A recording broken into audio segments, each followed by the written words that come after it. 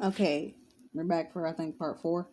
Um, I was saying that I have had multiple dreams that what was I saying? Uh, that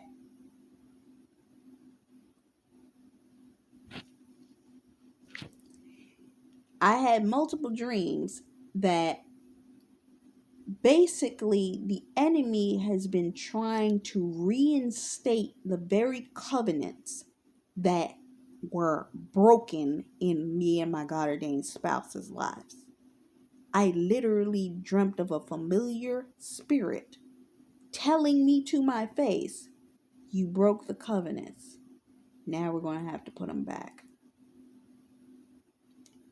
That's what this man was doing. He was attempting to put back the covenants that were broken because you broke them. So they had to go backwards through time.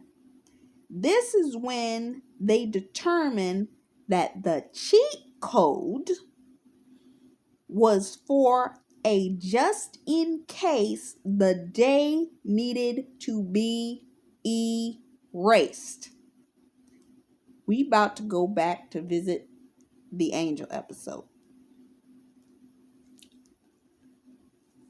So I'm not going to tell you what happened in the earlier part of the episode. I'm going to tell you what happened after that part. The day was almost gone. He gets injured in a fight because he spent the day human. You can figure what happened between the two of them. And he ends up saying that he's going to go and kill the demon. He knows how to kill a demon. He has to destroy the amulet in his head. So he goes to do that. But what ends up happening is the demon, because he no longer has his strength anymore, beats him up badly. Some of your God ordained spouses have been dealing with a little bit of a pride issue that has beat them up quite a bit. You have had the spiritual strength to fight that battle, but they have felt a level of pride in watching you fight that battle simply without their help. They felt it was putting you in too much danger if they could not help you. Okay? So he ended up turning around and going to the oracles. These, you consider these angelic witnesses, people that have access to God or something like that. And he brings them a gift. When you come before the presence of the Lord, you bring an offering, yes? When he goes to them, he speaks to them about what will happen to her if I have no strength. He says she's going to pass away, meaning it probably happens sooner because you can no longer assist her anymore. He says, and what if I come to you and pray for her life? Some of your God ordained spouses have had the opportunity to exchange the warfare that was going to come upon you on themselves because they did not want to see you hurt or put into harm's way or danger. So they did some things in order to protect you, but it delayed them longer. God was always going to make sure that you two got together. It's just that he needed for things to get in order and for You know how we do. Sometimes we think we know the best way to get things done, and God's like, I still know better than you. I don't know why you think that you got the best answer. Anyway, what ended up happening is um, he gave the day back.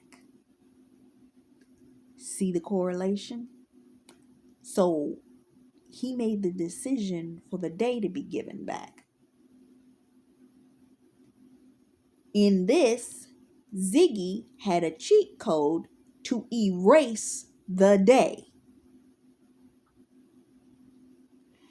Ziggy in 2018 is seeking out the point as to how to help the wife.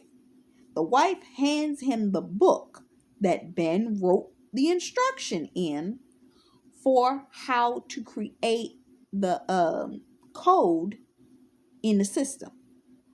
So he's sitting there and he's like, I still don't understand the code. Meanwhile, catch this. Ben ends up revisiting the last fight, or the last place that he went, which was from our previous episode, False Evidence Appearing Real, where he was in the insane asylum. The Lord brought to my attention that the enemy will try to take you backwards at the closest point to your breakthrough. To reverse, erase, remove the ability, which actually brought me back to the point. Remember, I said at the end of the Buffy episode, she was still in the asylum. It's a level of false evidence appearing real that is very strategic to make you in this moment give up and stop fighting. He's fighting.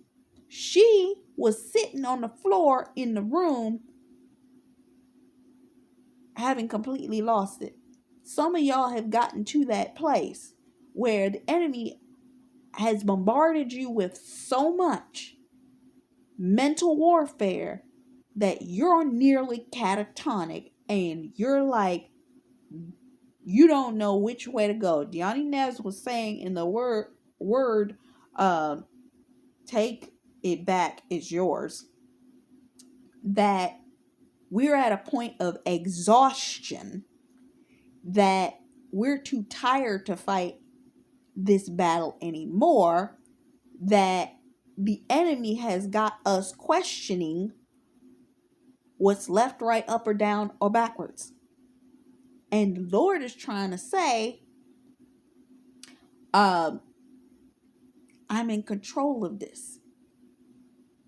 Your God ordained spouse is fighting for his life to get out of this scenario. So he jumps back through 2 more scenarios. Meanwhile, Ziggy's trying to put the information in the system, and the wife is looking at the book and she remembers. Because when he puts the code in, it says the code's incorrect. And he said, I don't know how this code is incorrect. And he's like, when you used to use cheat codes, which did the cheat code work? We said, well, actually, no. But it's like it didn't work. And they're looking like, and he's like, there's got to be a way. I wouldn't have given myself this if I didn't. Then he remembered Ben telling him that he told Ben that we need each other. And he's like, we need each other. We need each other. We need each other. And the wife tells him the entanglement. She brings up the statement that Ben mentioned about the entanglement. About when you are in alignment with your timeline, you on every point of the timeline can have a spiritual connection to each point of the timeline. So what he realizes is it's not about putting it in, it's about all of them coming together on his timeline because they need each other for the code to work. Meaning they couldn't put it in once, it needed to be put in 3 times, once in every location, meaning in 2018, in 2023, and 2051. 3 coming together: Father, Son, Holy Spirit.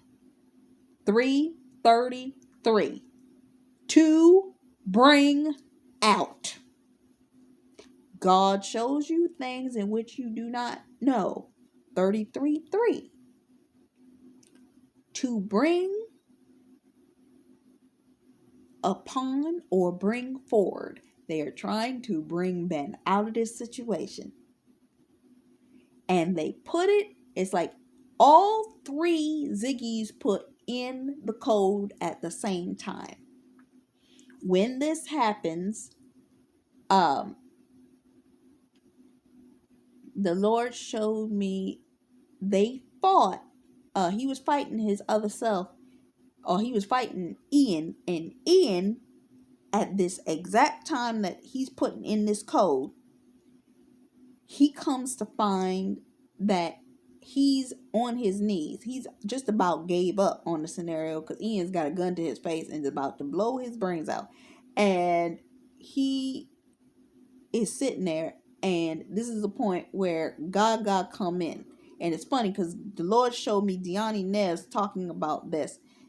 God knows that you need a sudden shift. Deani Neves did a word called "it's a wrap." In that word, she talks about a boom. God's going to bring in a sonic boom or a sudden shift in order to bring this together in your favor. Between that and the take it as yours word. So what happens is a person unexpected comes up behind Ian and shoots him. He thereby falls off the balcony and into the ground, thereby replicating Jezebel's fall from the cliff. Shall we? To his death. So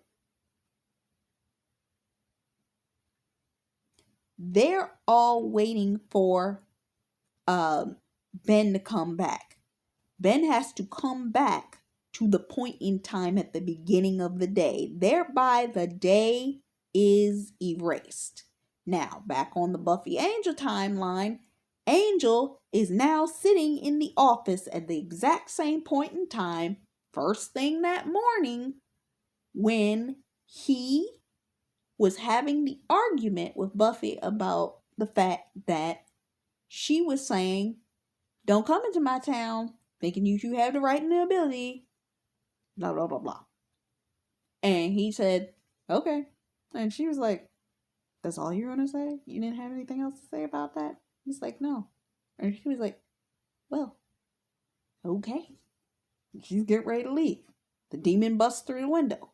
He grabs a weapon off of the desk and busts the demon upside the head, thereby breaking and cracking the orb in his head, thereby killing him. He immediately dies. And she was like, "How did you know how to kill it?" And he's like, "I read it somewhere." Thereby, she never knows that the day even happened. Getting back to the quantum leap scene, he's back at the beginning of the day in 2018, and he's talking to the wife, and the wife said hi, like she didn't know him, and he's like, "Hi," and she's like, and he's like, "Don't even play with me like that." She's like, "Yeah, maybe, just maybe, I shot in the way that I did and missed because I did feel a little something. And he smirked. I knew you did. And then she says, so they had a conversation about their first date situation. And it's like, that really didn't go well. And he's like, no, it didn't. He's like, maybe we can have a do-over. And she said, maybe so. So he goes to where she's standing as if to redo that same moment of their moment of interaction. And he says, you can see it's a, forget it. He grabs her and immediately brings her into a kiss. Now, in the Angel episode, when Angel found out he was fully and completely human, he went directly to her and Buffy, and he meets her in the sunshine at the LA beach. She was doing some research, asking some questions around places that she knew. When she turns around and sees him standing in the sunshine, she's flabbergasted, don't know what to say or do. She didn't say nothing. He walks directly to her, coming directly to her, grabs her and kisses her. Just as it happened in the Quantum Leap episode. So I'm going to come back and see what we can do here.